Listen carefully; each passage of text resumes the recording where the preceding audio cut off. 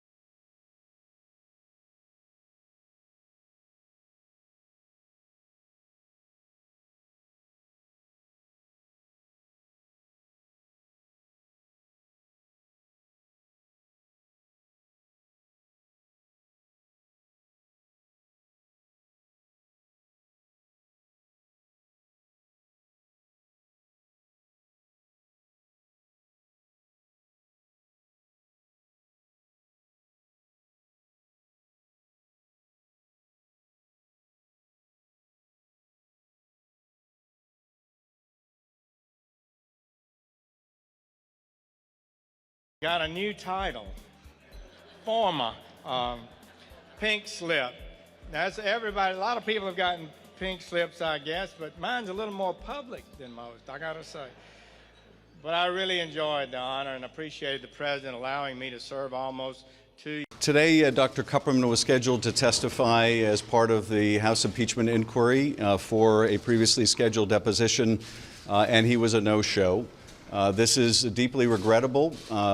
He was compelled to appear by a lawful congressional subpoena.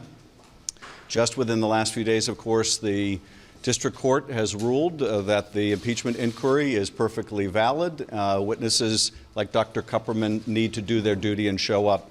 I want to compliment the 9 other witnesses who met similar opposition from the White House, who were instructed by the White House not to appear, but honored their lawful obligations and came forward, did their lawful duty.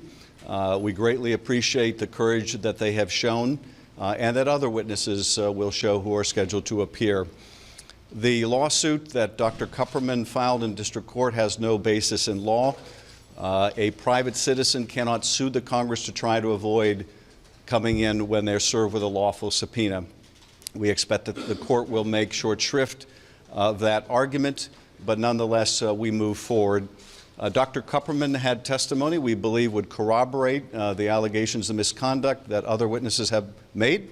But we move forward, and we will obviously consider, as we inform Dr. Kupperman's counsel, his failure to appear as evidence that may warrant a contempt proceeding against him.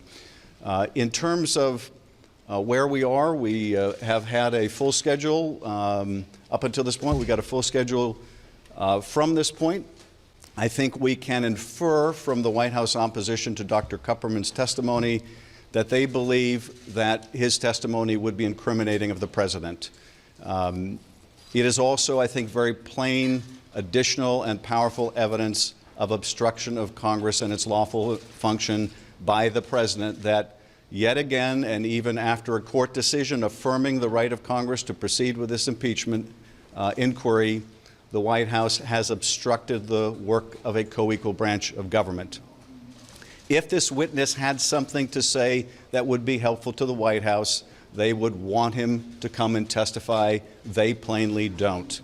After hearing the testimony or reviewing the written opening statement, of Ambassador Taylor, one can easily see why the White House does not want further evidence to come before the Congress. And Joe, I was thrilled you could join me because you've been calling this out, saying that this alternative reality is something that Americans need to understand. Hey, Brian, good to be with you. This is an absolute shame, and I think you've got to call it out for what it is.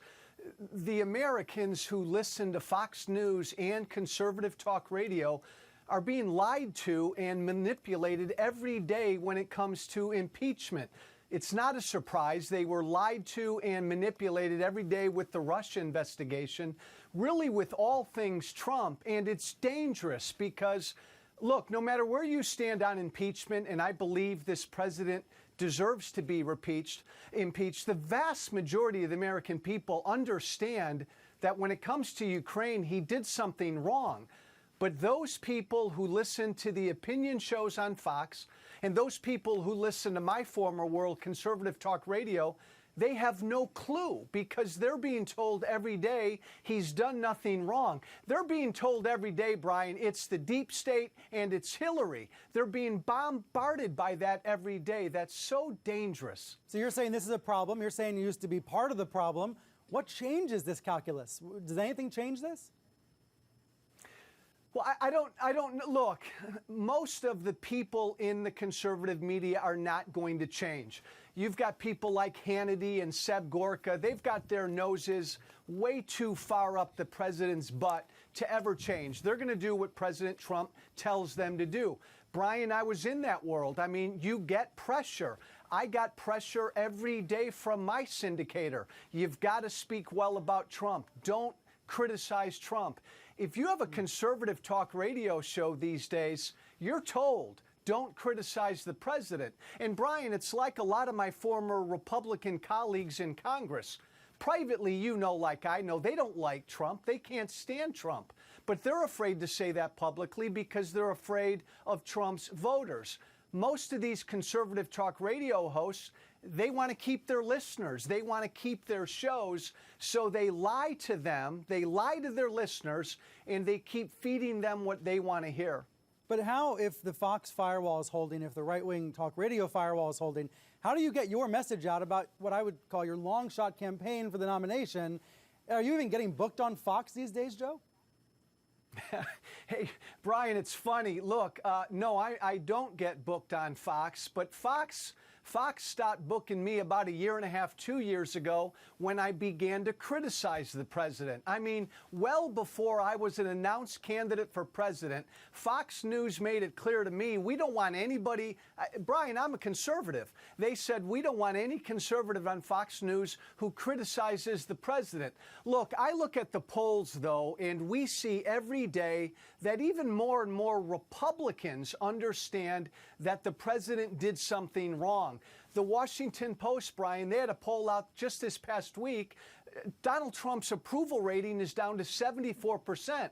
That's a 17-point drop among Republicans. Yeah, other polls have it a little bit higher, but let me show the brand new NBC Wall Street Journal poll because I was really struck by these findings. Trump's approval rating, 45% overall in this NBC Journal poll. But look at strong approve versus somewhat approve.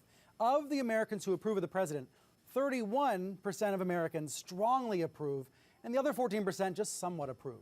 Now, Joe, that tells me that his base is actually 3 out of 10 Americans. It's not actually 45% of the country. It's 31%. No. Is that your calculation as well? Oh, absolutely, Brian. It's a lot smaller than Hannity and Ingram and all of these conservative talk radio hosts tell you it is. It's about 30% of the American people who will support this president if he shoots somebody in New York City. And that's all Trump talks to. And, Brian, that's all his sycophants in conservative media talk to now. And it's a shrinking pool of listeners. Look, I know it's an uphill fight taking the president on, but more and more Republicans out there, especially the Republicans who are trying to go elsewhere besides conservative talk and Fox News, they're tired of this president and his lies increasingly every day.